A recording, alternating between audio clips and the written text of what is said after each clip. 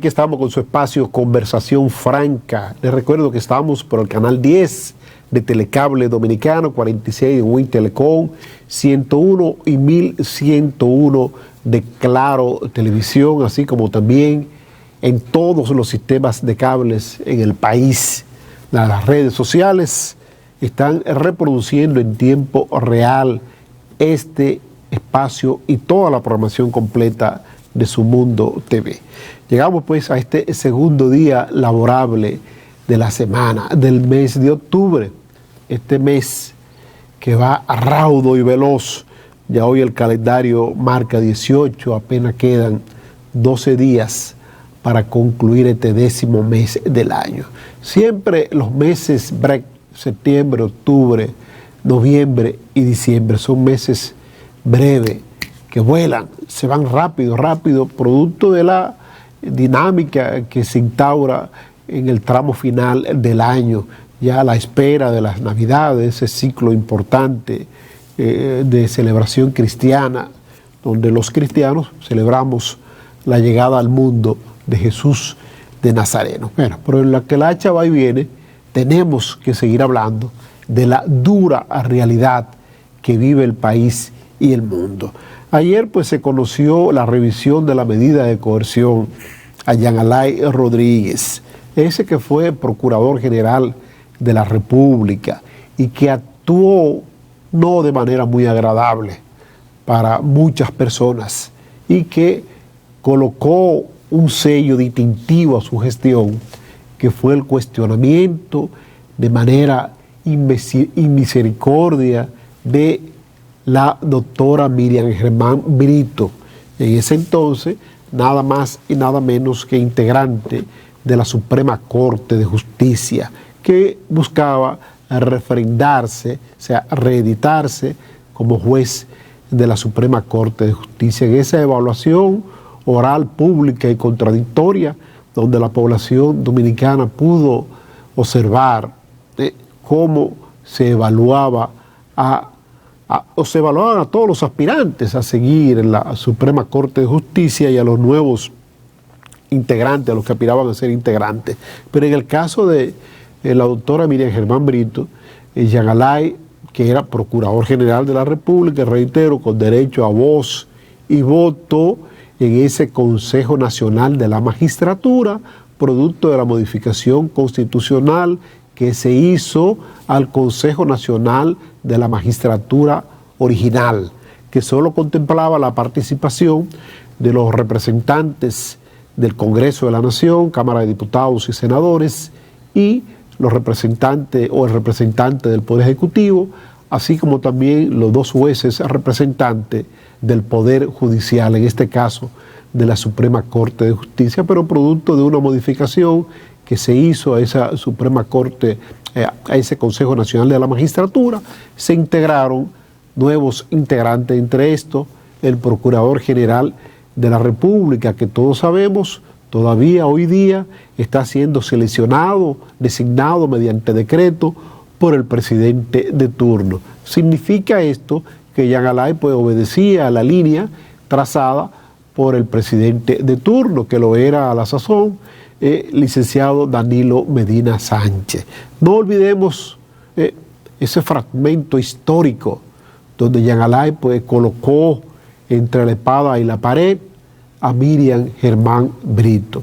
Graso error, porque si hubiese tenido al frente, para los creyentes, una bolita de cristal que le dijera: Jean Alain, no haga esto, porque a partir del año 2020 tu sustituto será una mujer, y esa mujer tendrá el nombre de Miriam Germán Brito, que te podría medir con la misma vara con la cual tú la has medido.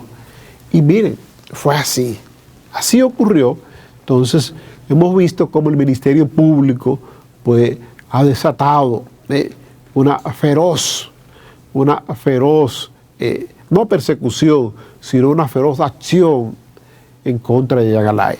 Todos los meses o cada 3 meses, cuando corresponde, se ha estado revisando la medida de coerción que pesa contra Jean Alain Rodríguez.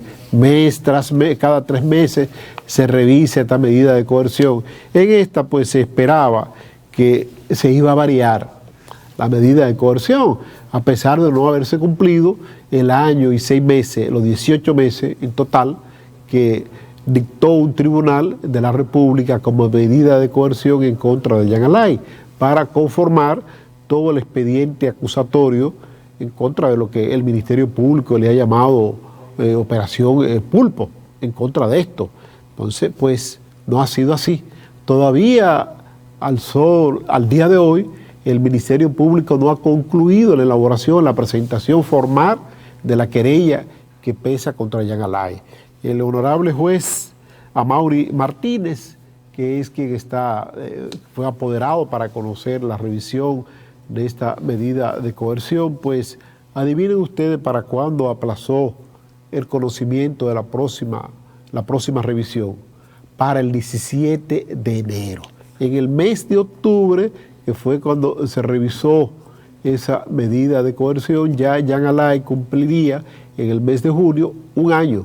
Entonces, si contamos el mes de agosto, septiembre, octubre, ya tiene 1 año y 3 meses, lo que significa que le faltan nada más y nada menos que 3 meses para concluir este ciclo de prisión que se ha impuesto a Jean Alain.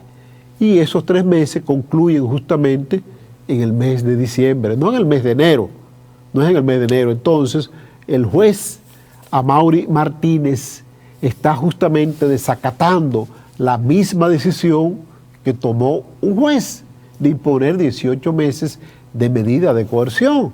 Entonces, sí, el juez está para hacer justicia, pues debería hacer justicia con eso. No es que lo liberen, ni modo, no es que lo liberen, no es que lo exoneren de la posible culpabilidad que tenga en contra de los recursos del Estado que él manejó, en contra, por ejemplo, de la construcción de la famosa nueva cárcel La Victoria, allá en el poblado de Guerra, antiguo Distrito Nacional, hoy pues Gran Santo Domingo Este. No es que estemos en contra de esto, no, bajo ninguna circunstancia. Pero, señores, al César, lo del César.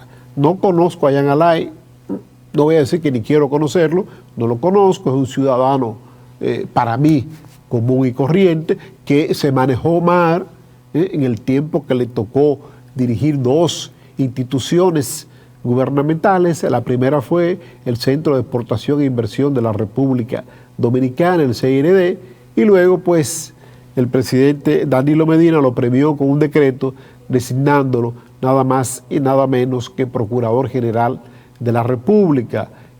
Un hombre que no tenía esa experiencia, abogado de los tribunales de la República, pero no tiene ese expertise, ese pedigrí, como llamamos en el argot popular, en materia de derecho penal, en materia de derecho procesal penal, no la tiene.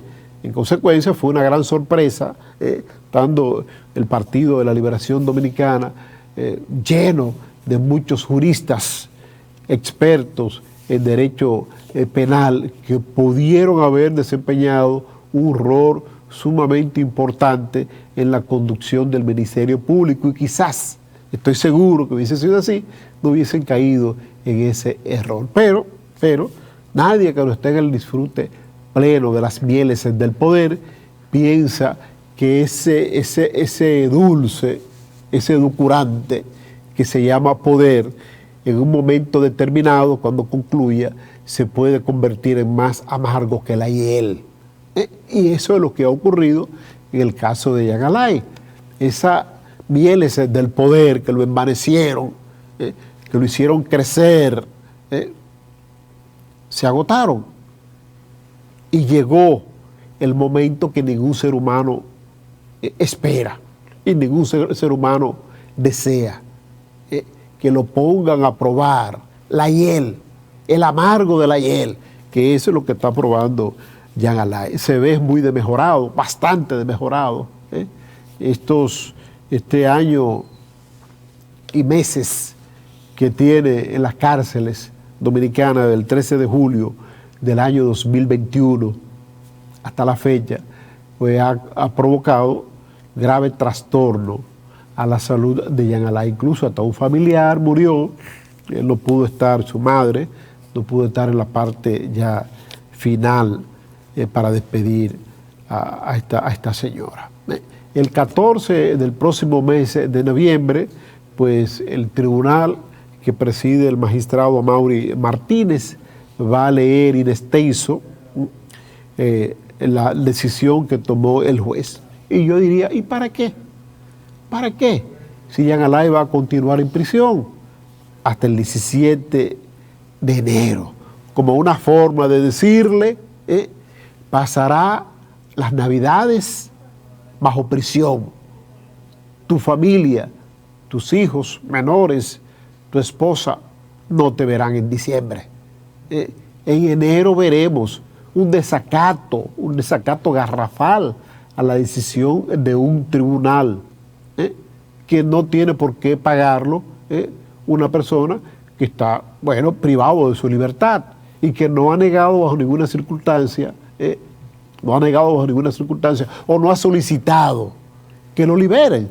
Él dice que puede esperar tranquilamente a que se envíe su caso a juicio a fondo, que instrucción, el tribunal que le corresponde a continuación de concluir esta etapa, que el juez de la instrucción conozca los argumentos de la acusación que va a presentar, que no lo ha hecho todavía, reitero, lo que dijimos al inicio, el Ministerio Público, y luego de tener ese juez de la instrucción, ese expediente, podría estudiar a profundidad el contenido de las acusaciones que se hacen en contra de Jean Alain y determinar si procede o no un juicio a fondo. Pero se le está negando a Jean Alain la justicia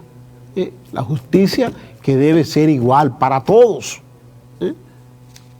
La justicia tiene uno de sus preceptos, el Ministerio Público y los jueces pues han hablado bastante sobre esto, de la garantía del imputado, porque a todo aquel que está acusado se le presume la inocencia hasta no demostrarse real y efectivamente un tribunal que ha sido culpable.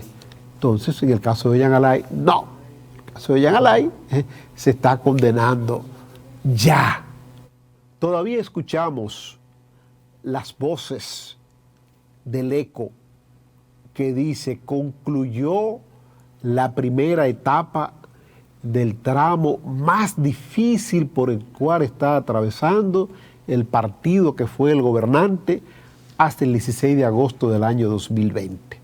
Me refiero al Partido de la Liberación Dominicana, PLD, que este domingo, como decíamos ayer, pues concluyó ese primer tramo de desarrollar lo que ellos le llamaron consulta para determinar cuál de los 5 precandidatos o de los llamados a consulta, no precandidatos, pues tenía la preferencia de los posibles electores en el año 2023, cuando se van a desarrollar las primarias de este partido y de cara al proceso electoral del año 2024. Nosotros hemos dicho, y lo dijimos ayer, que el gran perdedor de este proceso lo era y lo es el presidente de esta entidad política, Danilo Medina Sánchez, que no tuvo otro camino, el no ser, el permitir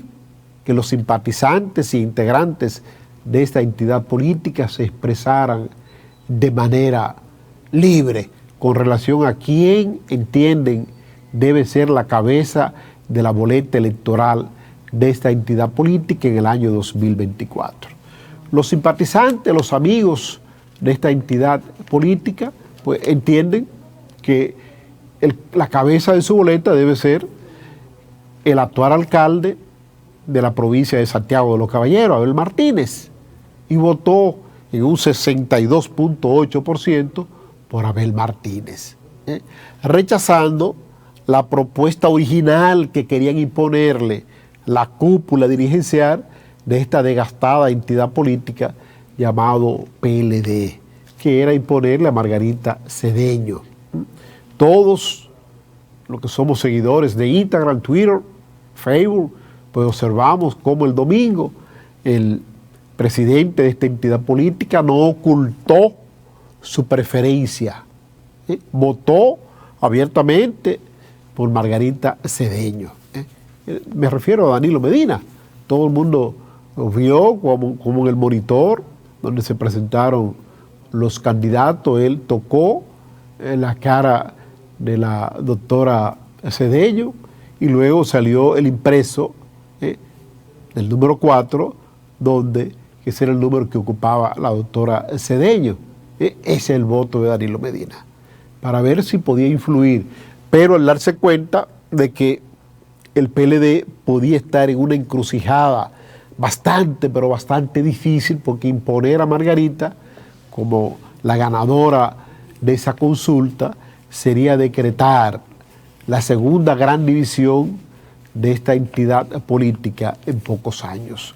Sería decretar la salida inminente del actual alcalde de Santiago de los Caballeros, Abel Martínez, que no solo es Abel Martínez, sino que tenía un gran respaldo dentro del cuerpo legislativo de esta entidad política, dentro de los 3 senadores que son parte de la matrícula PLDista, solo uno pues tenía una decisión contraria. Me refiero a Iván Lorenzo, que todo el mundo sabe que respaldaba al Francisco Domínguez Brito. La mayoría de la matrícula de los diputados de la República que tiene el PLD respaldaban a Abel Martínez, porque todos recordamos muy bien que Abel Martínez fue durante 6 años presidente de la Cámara de Diputados de la República Dominicana, y esos 6 años fueron más que suficientes como para cultivar un buen querer con sus colegas congresistas.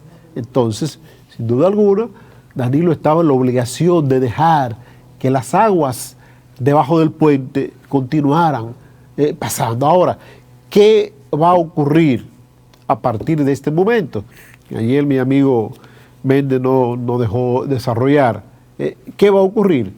Que la gente, en vez de ir no solo ayer y hoy, sino en todos estos meses que van a transcurrir, en vez de ir a la casa del presidente de esta entidad política, a la oficina del presidente de esta entidad política, irán a la casa del candidato presidencial a buscar orientaciones donde el capital lo vea, porque el que puede tener posibilidades de firmar decreto a partir de agosto del año 2024 puede ser Abel Martínez. Y si no tiene posibilidades de firmar decreto, puede tener posibilidades de tener una buena participación en el próximo gobierno que dirigirá los destinos de la nación.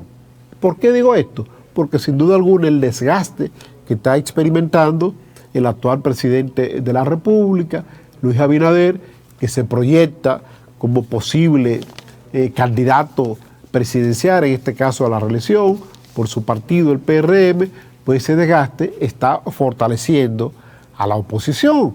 Y hay un líder dentro de la oposición que se llama Leonel Fernández, que a paso seguro cada día escala más ante la preferencia de los posibles electores en el año 2024, incluyendo a 2 potenciales sectores, que son el sector juventud y el sector mujer. Las mujeres y los jóvenes siempre han tenido como candidato predilecto a Leonel Fernández en las ocasiones que se ha presentado, y todos recordamos la pasada semana los pronunciamientos de este líder político allá en Santo Domingo Este, donde decía, para sintonizar una vez más con la juventud, que instalará en un futuro gobierno suyo extensiones del Instituto Tecnológico de las Américas, ICLA, en todos los recintos de la Universidad Estatal, la Universidad Autónoma de Santo Domingo. Y no solamente esto, sino también dijo el jueves pasado que en los recintos de la Universidad Autónoma de Santo Domingo, como universidad referente en materia de educación superior, serán instalados centros de emprendedurismo e innovación para financiar a través de un fondo que se llama Fondo Semilla, proyectos de generación de empleo para la juventud. Entonces, eso va sintonizando con el sentir de nuestros jóvenes, que se sienten totalmente desarmados desamparados cuando egresan de sus estudios universitarios, porque para ingresar al sector laboral se exigen una serie de requisitos que son difíciles de cumplir. Porque, por ejemplo, ¿por qué usted le exige a un joven que egrese de la universidad experiencia? 2 años, 2 años de trabajo, experiencia mínima.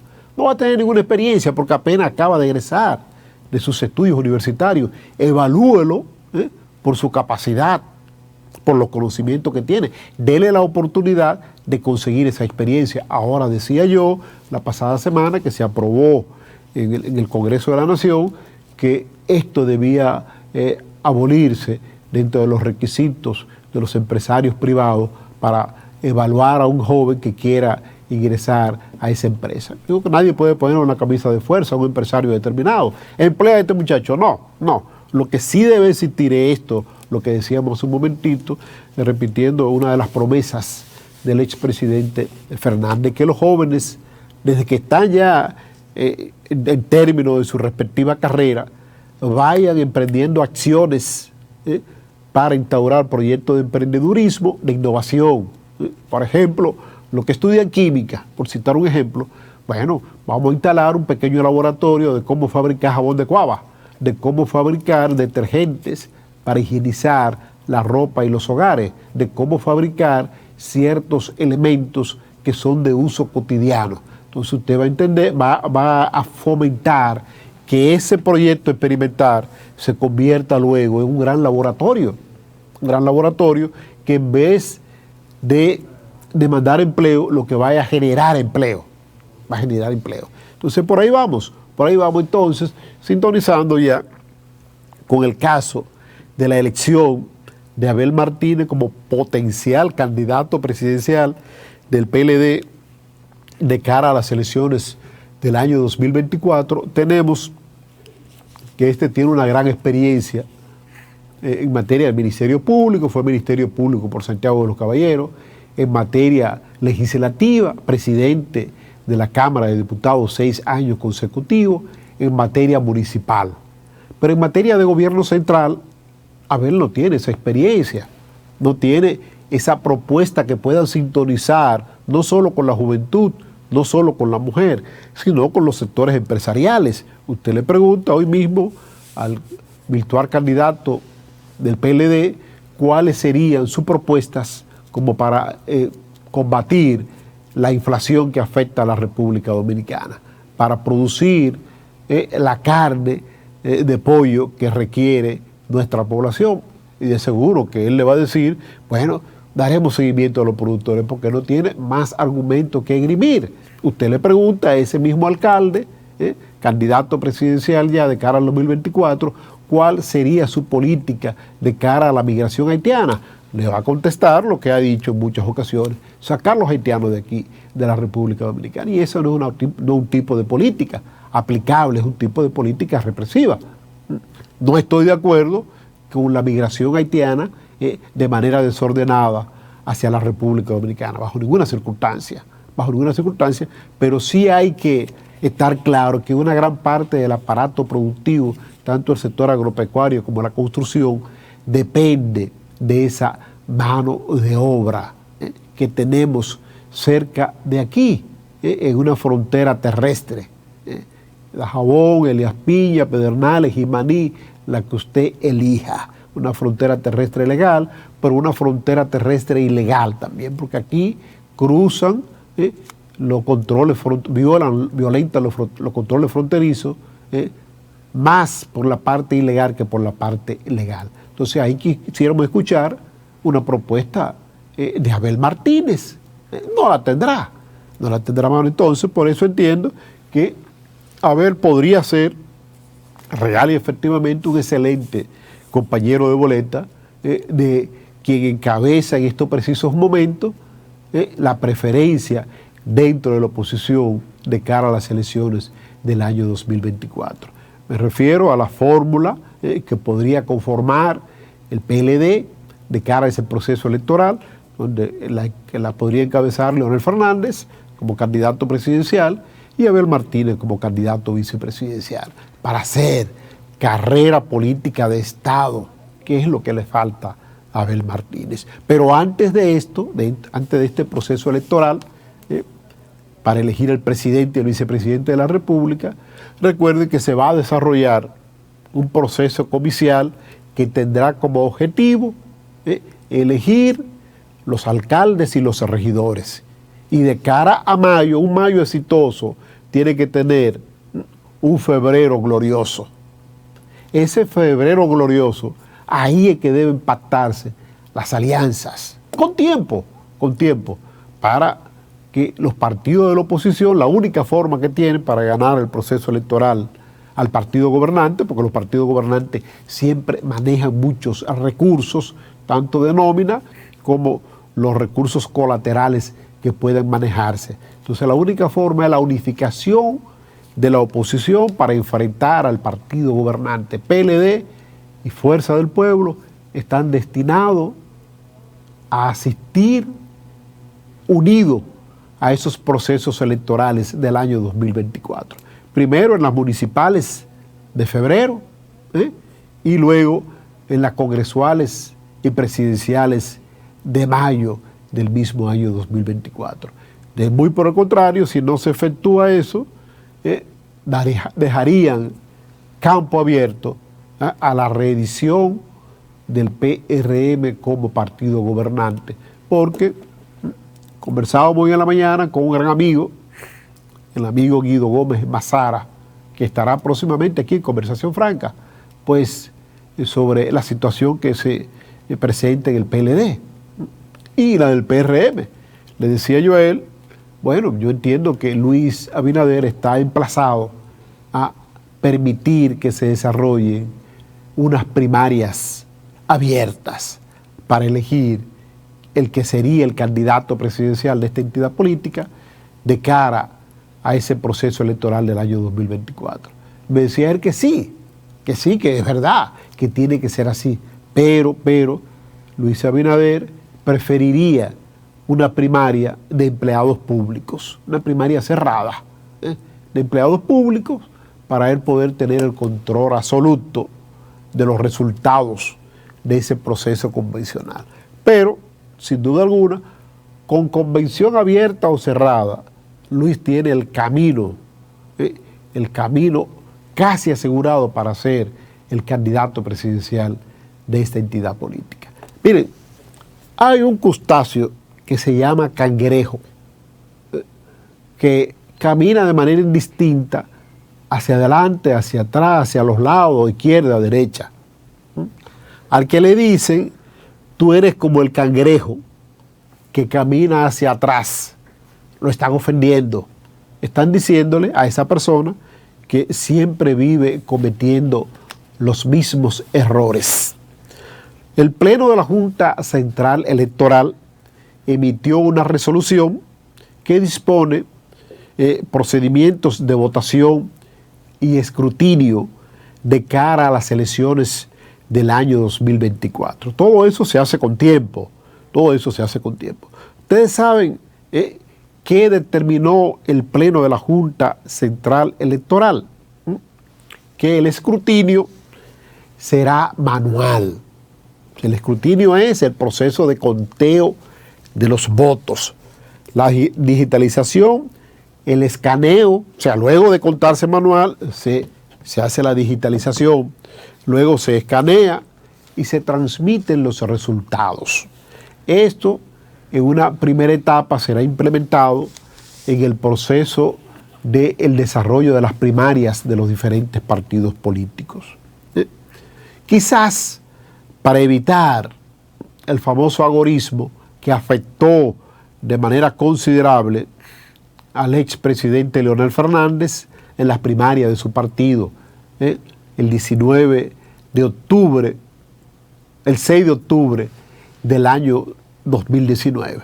También la Junta quizás tomó esta decisión para que no se repita lo que ocurrió en las elecciones municipales de febrero del año 2020, donde usted iba a votar y el sistema estaba frisado,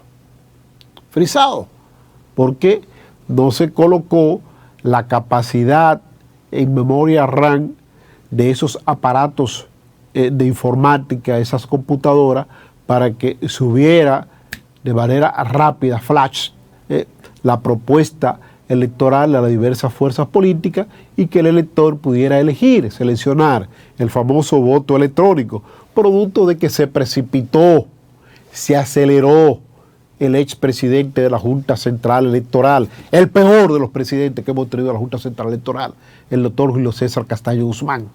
Y eso se quedó así. Nadie ha tocado ni con el pétalo de una rosa el desorden que se produjo ahí en esa Junta Central Electoral, que por primera vez, un proceso electoral se suspende, iniciado a las 10 de la mañana, se suspendieron las votaciones municipales en febrero del año 2020, producto del desorden que se estaba dando. Entonces entiendo que quizás el doctor Román Jaques, un hombre probo, capaz, honesto, sobre todo responsable, quizá no quiere que se repita la historia y que ocurran hechos similares, por no decir iguales, a ese febrero del año 2020. Entonces se está curando en salud, está acudiendo al escrutinio manual, el cual se presta a muchas conjeturas.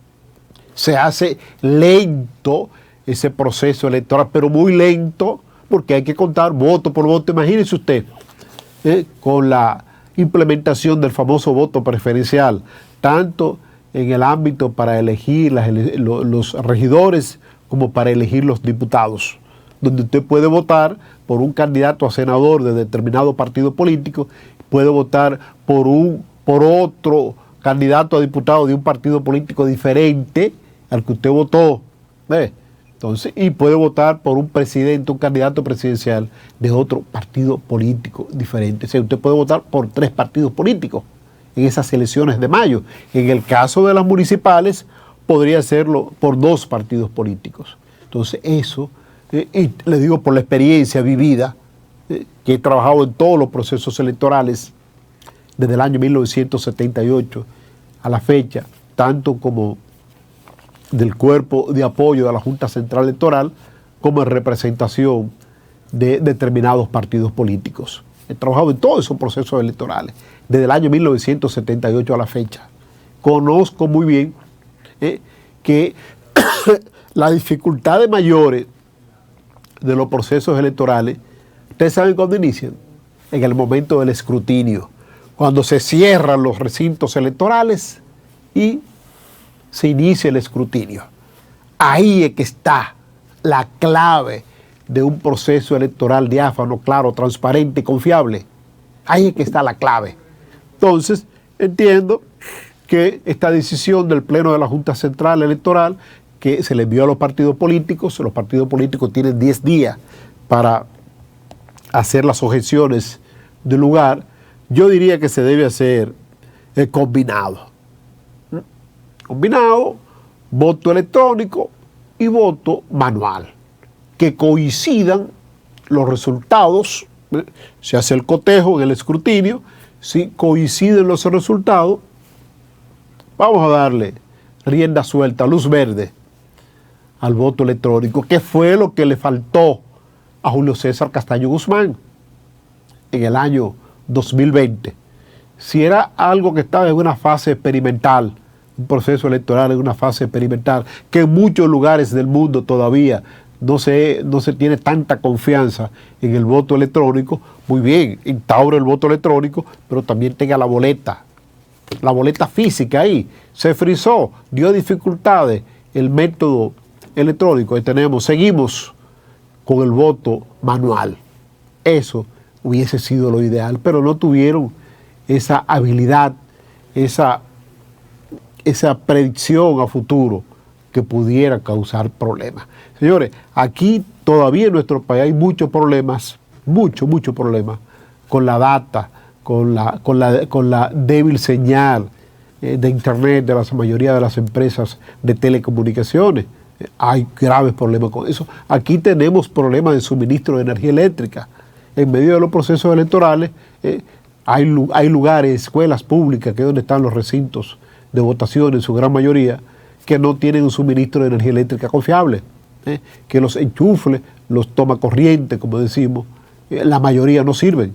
Y en muchas escuelas, colegios, lo tienen cancelado para evitar que los niños puedan hurgar ahí, tratar de buscar dificultades. Bueno, miren, hay un estudio que se realizó en los estudiantes de las escuelas públicas del país. Este estudio titulado Estado nutricional de los estudiantes beneficiarios del programa de alimentación escolar de la República Dominicana. Ustedes saben qué ha revelado este estudio, que un % altísimo de estudiantes dominicanos, un 31.1%, está en sobrepeso. Es decir, son gordos, obesos. Pero ¿saben por qué? No es porque ingieran alimentos con los requisitos nutricionales que exige un niño en edad escolar, es por el tipo de alimento que se le presenta a estos niños.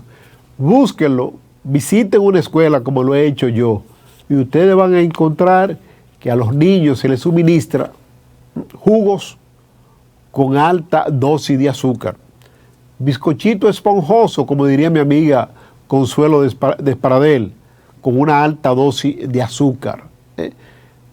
Si seguimos una leche edulcorada con edulcorante, también con una alta dosis de azúcar. Pero luego la merienda a las 10 de la mañana, también con azúcar. La merienda de la tarde con una alta dosis de azúcar. El azúcar tiene sus ventajas y sus desventajas, pero las desventajas son mayores que las ventajas. Es decir, que debe implementarse, debe usarse la dosis más baja posible. Fíjense que la mayoría de las empresas fabricantes de bebida gaseosa han reducido de manera significativa la cantidad de azúcar que tienen los alimentos, que tienen esas bebidas que comercializan.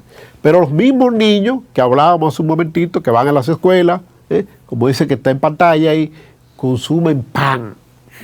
El pan, la harina, con una alta dosis de azúcar, produce en los niños la obesidad.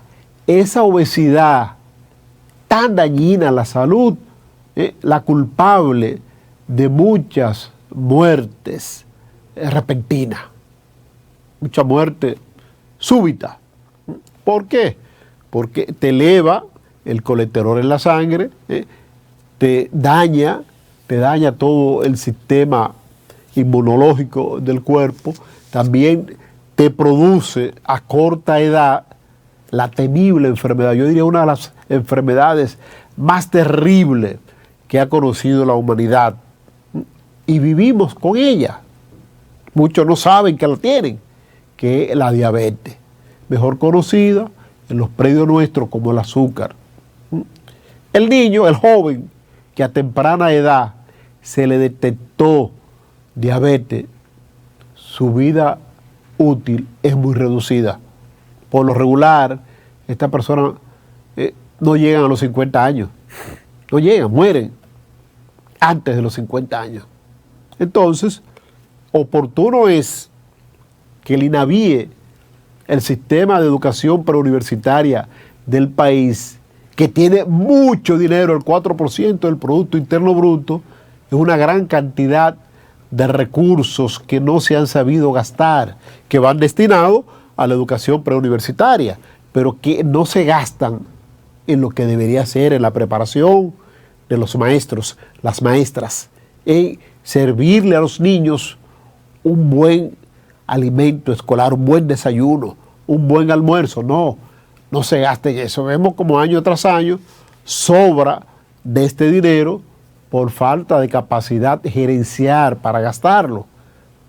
Vimos como ahora, en este año que casi concluye, el Poder Ejecutivo trató de sesgar 4.500 millones de pesos al presupuesto de educación para destinarlo a otras cosas, porque no lo gastan en educación.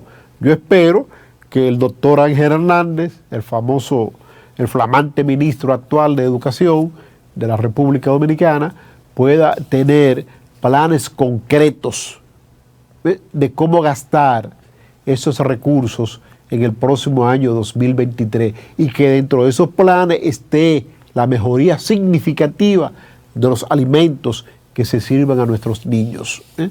Que no le vayamos a dar la basura que se le está dando ahora, los edulcorantes, para que se reduzca de manera significativa ese 31.1% de niños que están en sobrepeso, en obesidad, y no porque estén bien nutridos, sino muy por el contrario, por la mala nutrición, por los malos alimentos que le dan a nuestros niños. Mírenlo ahí, tomando juguitos edulcorantes. Mírenlo ahí, ese es el responsable de que nuestros niños estén malnutridos, y no debe ser así, porque le sobra mucho dinero al Ministerio de Educación como para servir un buen desayuno escolar y un buen almuerzo. ¿Ustedes saben cuánto destina el Ministerio de Educación a través del INAVIE para el almuerzo escolar de cada niño? Alrededor de 70 pesos, 80 pesos. Eso no es suficiente para que ese suplidor sirva un almuerzo escolar de calidad. No es suficiente. ¿Cuánto destina para el desayuno? Algunos 50, 60 pesos. Porque ese juguito, usted lo compra en el supermercado, cuando caros están, le puede costar alrededor de 27 pesos. El bizcochito esponjoso, algunos 5 pesos, 7 pesos. Y el pan que el niño estaba consumiendo hace un momentito, están a 2 por 15 ahora. 2 por 15. O sea que con 15 pesos usted compra 2 panes, un pan para cada niño, y ya usted lo tiene. Eso no es almuerzo, no es desayuno. No es el desayuno que requieren nuestros niños para crecer con nutrición adecuada. Porque algo tiene que invertir el Estado. Algo tiene que invertir el Estado para elevar la calidad educativa de nuestros niños, para elevar la capacidad de aprendizaje de nuestros niños. Un niño malnutrido no está en capacidad de asimilar los conocimientos que recibe en las escuelas públicas.